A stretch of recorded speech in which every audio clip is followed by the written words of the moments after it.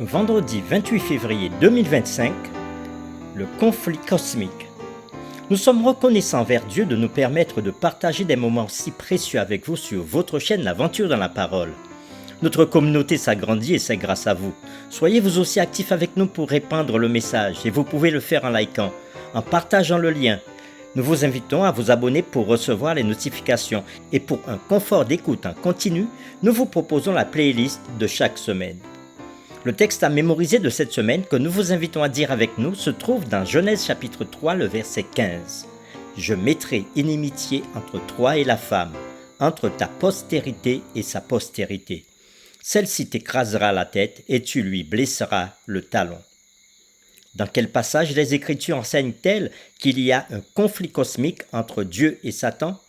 Selon les Écritures, quelle est la nature du conflit?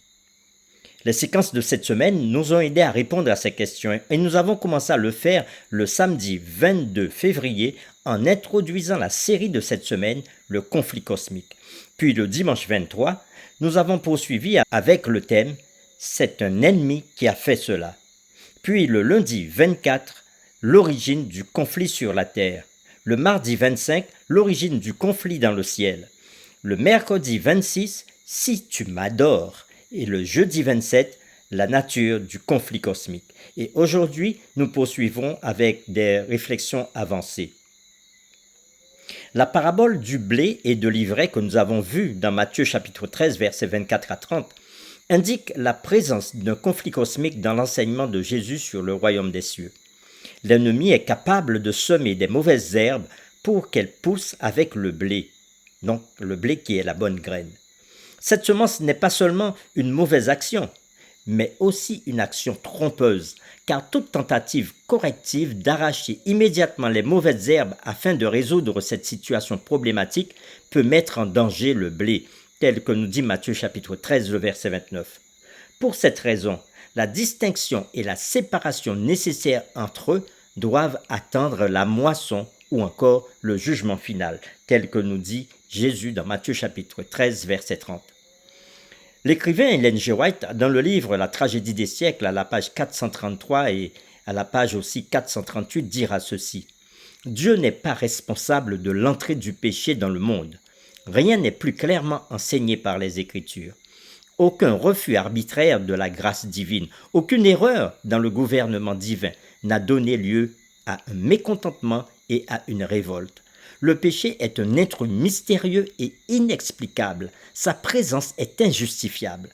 L'excuser, c'est le défendre. Si l'existence de Satan avait été immédiatement supprimée, l'univers aurait servi Dieu par crainte plutôt que par amour. Les sympathies qui allaient au chef de la révolte n'auraient pas complètement disparu et l'esprit d'insurrection n'aurait pas été entièrement déraciné. Il fallait donc que l'univers tout entier comprit le caractère réel de l'usurpateur et la vraie nature de ses machinations. Il fallait que, devant les habitants du ciel et de tous les mondes, fussent démontrées la justice de Dieu et la perfection de sa loi. Dans l'intérêt de l'univers entier, à travers les âges éternels, il importait que chacun pût voir sous leur véritable jour les accusations de Lucifer contre le gouvernement divin. Il fallait en outre, d'une manière indubitable, que l'immutabilité de la loi de Dieu fût établie et que les accusations du grand révolté fussent condamnées par ses propres œuvres. Il fallait laisser mûrir le mal. Pour terminer, nous vous proposons quelques questions sur lesquelles nous vous invitons à échanger avec votre famille, vos amis ou votre communauté de foi. La première, beaucoup de gens se demandent comment une créature sans péché comme Lucifer avait pu pécher pour la première fois. Pourquoi le péché est-il si mystérieux et inexplicable? Comment expliquer ce premier péché sans l'excuser ou le justifier? C'est-à-dire, pourquoi le fait d'expliquer l'origine du péché redeviendrait-il à le justifier? Deuxième question, pourquoi Dieu n'avait-il pas simplement supprimé immédiatement l'existence de Satan? Pourquoi fallait-il laisser mûrir le mal? En quoi cela est-il dans l'intérêt de l'univers entier à travers les âges éternels? Troisième question, pourquoi est-il si important de comprendre que le conflit entre Dieu et Satan n'est pas un conflit de pure puissance, mais un conflit d'un autre genre. Comment un conflit sur la nature divine peut-il revêtir un sens là où une controverse portant exclusivement sur la puissance ne saurait en avoir?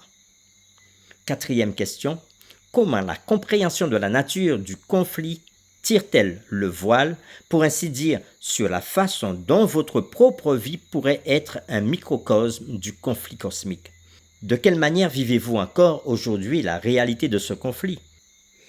Notre série, Le conflit cosmique, est terminée. Nous vous donnons rendez-vous dès demain pour une nouvelle série intitulée Les protocoles d'engagement. Nous vous invitons à prier avec nous. Seigneur Dieu, nous te louons et nous te bénissons. Nous voulons reconnaître ta grandeur et ta toute-puissance. Reconnaître que tu es un Dieu bon.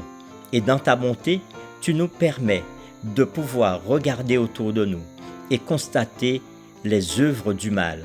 Comment le grand conflit a mis le désordre sur cette terre, de telle sorte que, en tant qu'humains, nous avons du mal à nous comprendre, nous avons du mal à nous aimer et nous avons du mal à vivre ensemble en harmonie. Alors Seigneur, dans ton amour, donne-nous la force à nous tourner vers toi, afin de te donner la première place dans nos vies et t'accepter comme notre Seigneur et Sauveur. Bénis chaque auditeur de notre chaîne L'Aventure de la Parole, afin que chacun puisse prendre les meilleures décisions, et au nom de Jésus que nous avons prié pour sa gloire. Amen.